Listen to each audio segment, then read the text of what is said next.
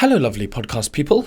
I hope you're well, wherever you are in the world, probably doing steps, as you always tell me, so I hope those steps are going well.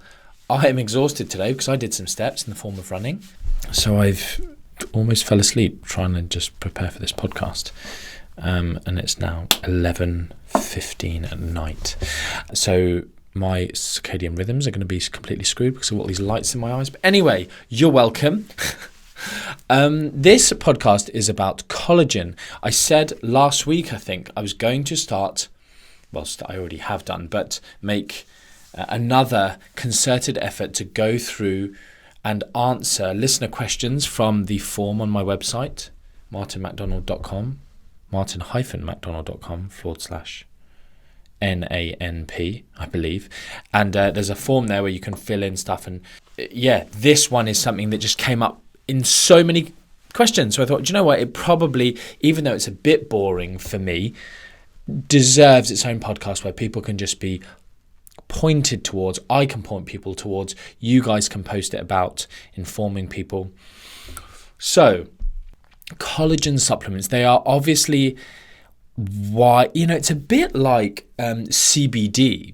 When CBD came out, everyone jumped on the bandwagon because it's a new place to just make money, and people love making stuff up to make money, don't they?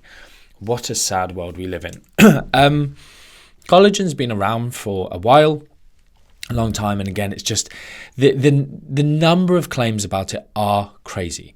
So the other thing I will say is gelatin is also part of this discussion, which is quite an interesting thing when you think how expensive some of the supplements on the shelves are around collagen, particularly targeting the beauty standards, the beauty industry, whatever you want to call that, aesthetics. People will pay a lot of money if a famous celebrity with nice, naturally nice skin, then with loads of makeup, then touched up a million times using digital programs, and then they go, I'm taking this. And then you look at the research and that they're lying. But I will say there is some positive here that I'm going to talk about. But before I go there, the interesting thing is therefore how much they can charge for a product with a brand that someone is and that someone is promoting. And the issue is that people then think expensive means effective. My PA, follows loads of beauty type people, and talk about different creams and some ingredients that you should be going for, and saying, this product's fantastic.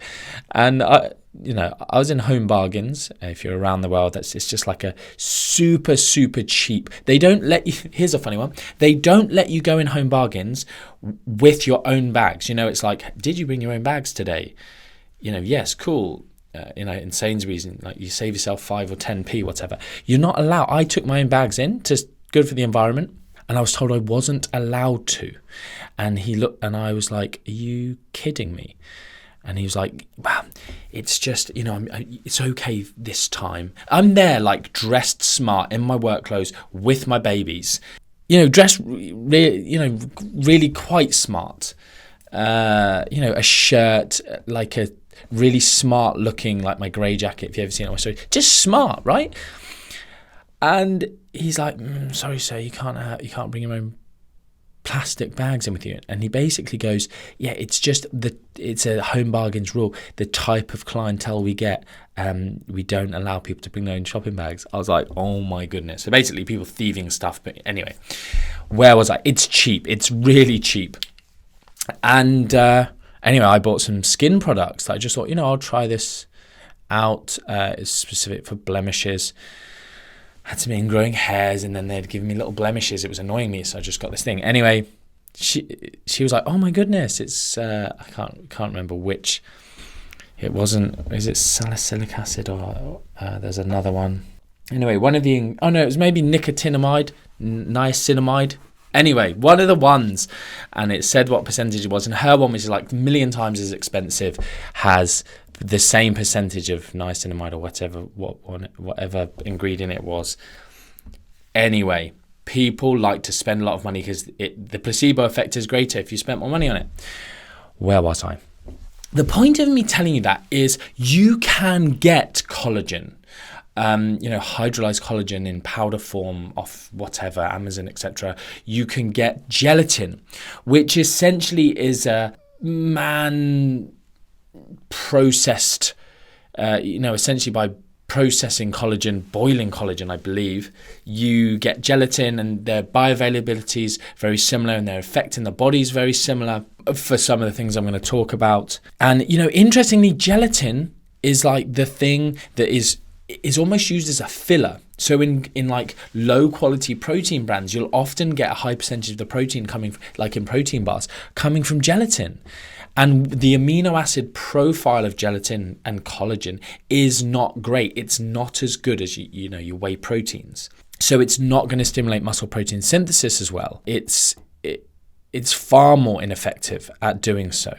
But in all of your sweets and in jelly, the gelatin in that is exactly what we're talking about here. So the thing I'm just going to quickly start with, because it's an interesting area and there's some research on it. Keith Barr, he has come under some criticism by other researchers. He's maybe been a bit too taken by his own research. I'm not saying anything untoward about him or questioning too much, but I'm just sort of pointing out that he's providing brilliant information in this research, but maybe he's just a bit too on board with it, which is understandable it's a bit like with me and inositol. People might say that about me and inositol because I'm just like, oh my goodness, it just seems to have these amazing effects, because you just end up getting told all of the positive stories of when people use it, and whether or not they're just coincidences half the time anyway. So he's done this research on tendon health and injury, and basically supplementing with, I believe his first research was on just gelatin and vitamin C. I don't even think there was any collagen. And it was like 15-ish grams of gelatin. And so you can literally, like, he's even posted like recipes for just like Jello cubes where you just mix Ribena, I think he uses. I think he does that for the vitamin C. So in the studies that vitamin C also promotes, and I think works synergistically, but I think it works alone. I'm not like strong on the mechanistic stuff in this area, but certainly showing that taking those together, so like a few 100 milligrams of vitamin C with like 10 to 15 grams of gelatin, and essentially then training, let's say, your Achilles tendon through with eccentric exercise, and it increases the collagen content, and we get better healing and recovery from injury. So there is this promise, like gelatin is having that effect. I will also say at this point, there is a bit of a woo-woo world within the paleo maybe type realms where people are avidly recommending bone broth, which is essentially just boiling your bones. And my mum used to do this to make stock and stuff after you've got the chicken carcass, after you roast chicken, and then just boiling it, but not for this reason. But again, it's a very inconsistent source of collagen and the amino acids from bones, etc. So all of the weird and wacky and wonderful claims about that, just ignore them. So there's also stuff about hair and nails, and really the evidence isn't strong for those things. So hair and nails, no, just forget it.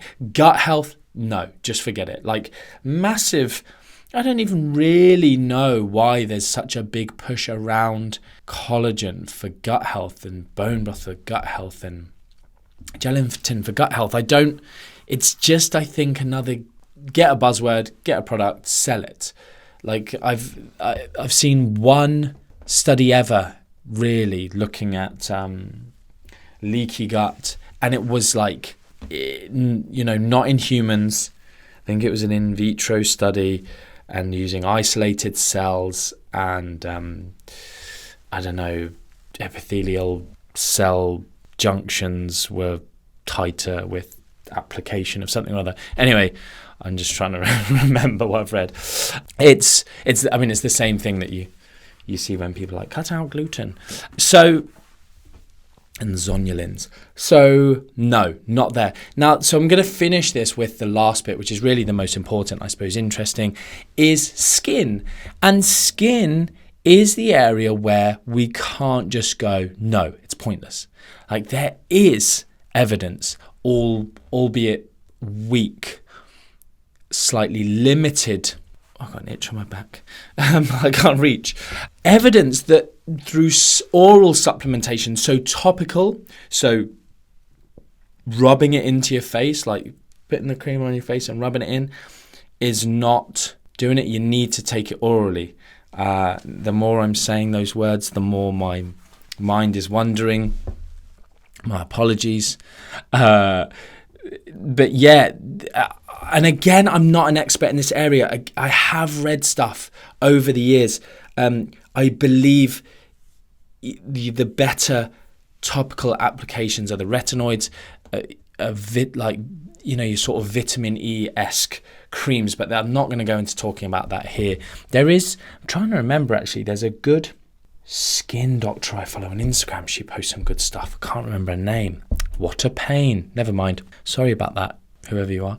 I don't want to guess her name because that was just embarrassing if I get it wrong. So then the vitamin E-based stuff, topical, seems to work. It was increasing antioxidant status in the skin cells, blah, blah, blah, blah. Anyway, oral supplementation can increase, seemingly, collagen in the skin. And over time, skin elasticity obviously reduces, and you get the presence of wrinkles that people are, it's their choice, rightly or wrongly, that they don't want.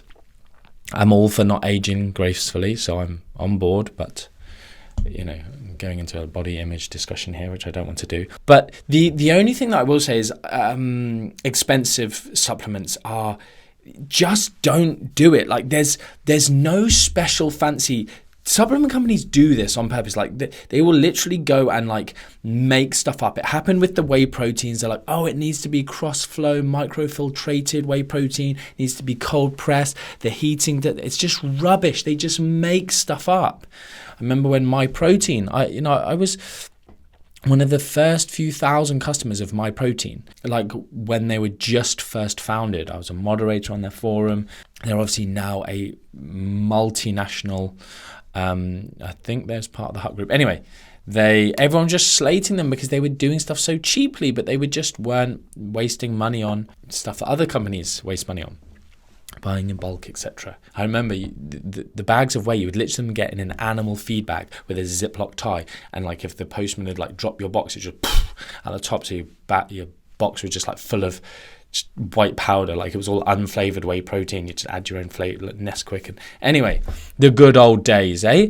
Don't be wasting loads and loads of money. You want to get collagen. And the problem is these studies just seem to be so wide ranging. It's like 2 to 3 grams up to about 10 grams a day.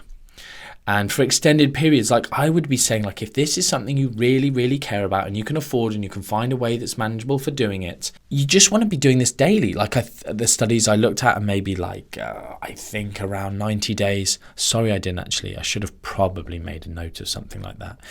But, there's many, many different studies of different lengths of time. I'm sure I saw one for 6 months. And they are increasing collagen content, elasticity, skin cell hydration, I believe is a term they often use in those studies. So that's my answer. When people go, are these things worth it? It's a cost benefit analysis you need to perform on it. It doesn't make a big difference. And for that reason, it's just, it comes down to a financial cost, an effort cost, time and effort cost, for what perceived benefit. And as long as it doesn't take away from other things, like there are lots of things. I mean, again, not an expert in the area, but skin, UV damage on skin is likely to be much more of an issue with regards to, an issue if you don't want your skin to age. I was kind of joking to my staff about this, but like gelatin in sweets, like I eat so many sweets. My PA again bought me this jar of squashies, my favourite sweets, for Christmas, and she put 8 bags of squashies in them, and then I had 2 bags given to me by someone else, and 1 bag I got a member of staff to buy me a few days earlier before I got this. So I had 11 bags of squashies, 11 times 160 grams. What's that? 1,760. Correct. And that's 1.76 kilos of squashies, and I nailed them in about 4 days over Christmas. And that's a lot of gelatin. Unfortunately, I wasn't doing any eccentric exercise on my Achilles tendons. But, that's a fairly daily occurrence for me all year round, eating all of these jelly sweets that are made from gelatin. And I've not got bad skin, despite being a bit of a sun worshipper when I can be. But anyway, something for you to ponder. Don't all go eating loads of sweets and sugar because of that. Check out cheap sources of, go and... You know what? I'll post a link to Keith Barr's recipe. His recipe's more specific, for tendon health, but it's, same. And it's super duper cheap, and you just get these really chewy Jello cubes that give you, I think it was, I worked it out, it was like 16 grams of a mixture of gelatin and collagen, hydrolyzed collagen with vitamin C. Right. I hope that's helpful to you. It's a bit off kilter for me to talk about nutrition for skin health, but I hope it's helpful. Share it around if you think it'd be helpful to people. Probably just point them to these last 6 or 7 minutes rather than my earlier ramblings. And until next time, much love.